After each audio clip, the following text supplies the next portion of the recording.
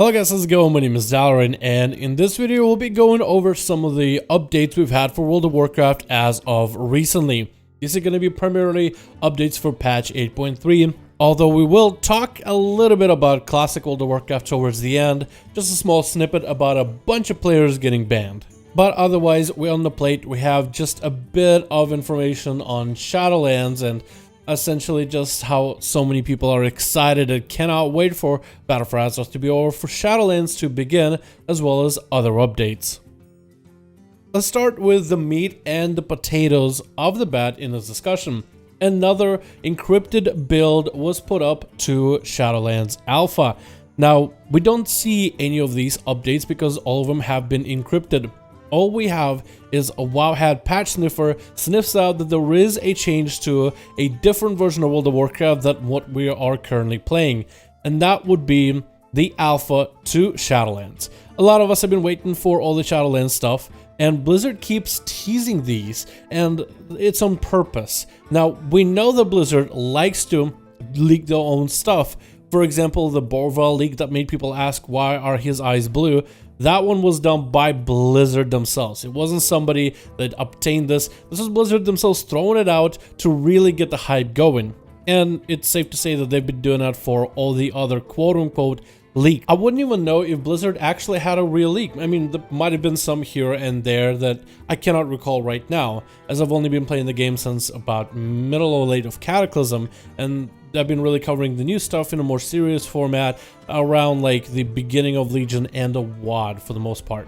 So there's a potential TBC, and Wrath was completely leaked all over the place, but Blizzard does put this stuff out on purpose, and they put it out often for specific reasons. All of us are waiting for Shadowlands and anticipating it, and I feel like it's going to be maybe a couple more weeks, maybe a month or two, before the current content of patch 8.3. Everybody would have killed N'Zoth and Heroic. People have had the progression. The corruption system would have been up to hero for a lot of people. And I feel like eventually people will be asking, so when is the next new expansion? When are we going to get to see more stuff? Can we see some models? Can we see some updates? What are they going to be doing with classes? What is new for Shadowlands? And well, when it come out? So this is in a way, I feel like Blizzard teasing everybody that, hey, don't forget, Shadowlands is still on the horizon. Hey, another encrypted patch. I do wonder what they are testing in the patch that was encrypted. I wonder what some of these encryptions have been. Has it been very minor things like correcting bugs and making sure all the art assets are in there? Is it very bare bones where you can run around and majority of the quests and things to interact with are absolutely broken? Or do we have some actual systems going in? One of the biggest questions I have and biggest concerns for Shadowlands that I really want to try to champion as best as possible and really keep up meticulously with, just out of because I'm really am interested in it, is the class stuff. Are there any class changes have been added? There's a good chance to say that, yeah, probably not. There's probably very, very little that has been updated when it comes to classes. However, what if there is some legit class information that's being put out?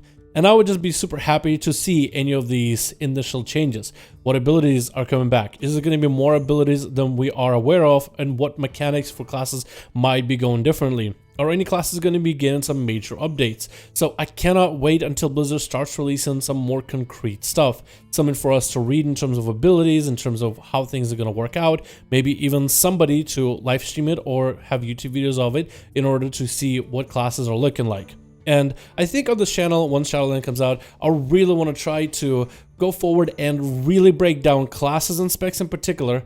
I personally would like for all specs and classes to be great in terms of feeling how they play, as we are going to be losing a lot of passives and active abilities going from Battle of Azeroth into Shadowlands. I think a lot of you guys are done with corruptions and Azerite gear and necklaces, but we are going to be losing a heap of passives and even some active abilities that play into the core of our classes. So we're going to be starting basically from scratch where the classes were at the beginning of like pre-patch Battle for Azeroth, and I do wonder where they will take them from there, and I hope in a good direction overall. Probably one of the best updates in a bit that Blizzard decided to do just now as of recording this video. I even had to edit it out. Blizzard decided to make it that Horrific Vision gear will now be 100% corrupted. Now, since corruptions are so prevalent and having the right corruption for a character is very important, on March 17th, or starting March 17th with the reset, all Horrific Visions gear will be corrupted.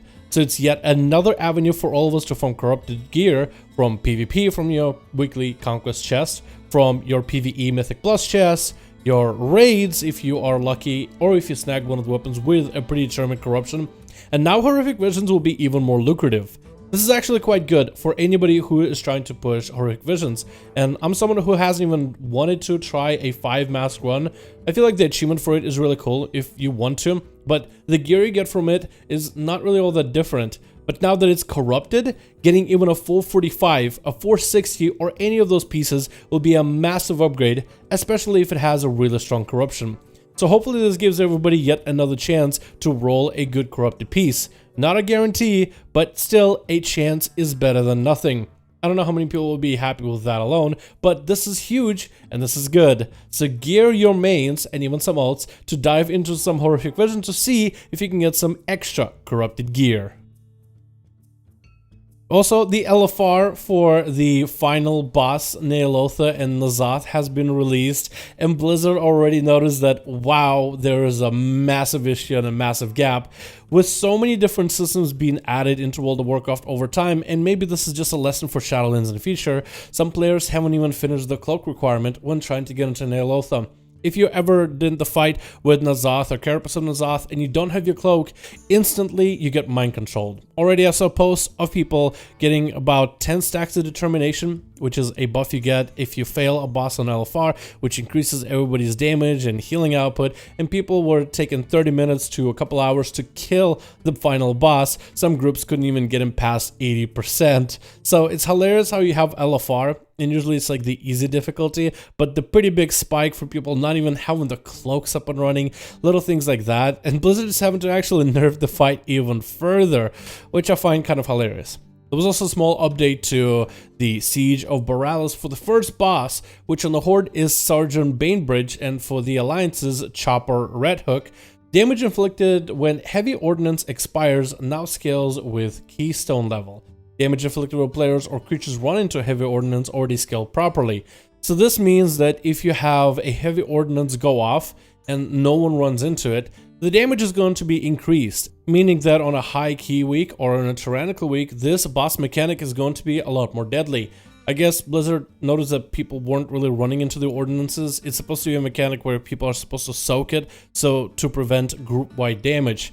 But I guess people weren't, and I've never really noticed this ability really hurting that much, so I do wonder how much damage it essentially will do.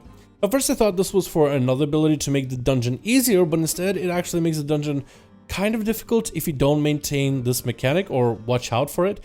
It's sometimes in that fight it can be a little bit hectic when the boss is chasing someone around the room and you're looking for the ordinances, and I guess now probably like a tank or something is going to have to run into them in order to prevent damage.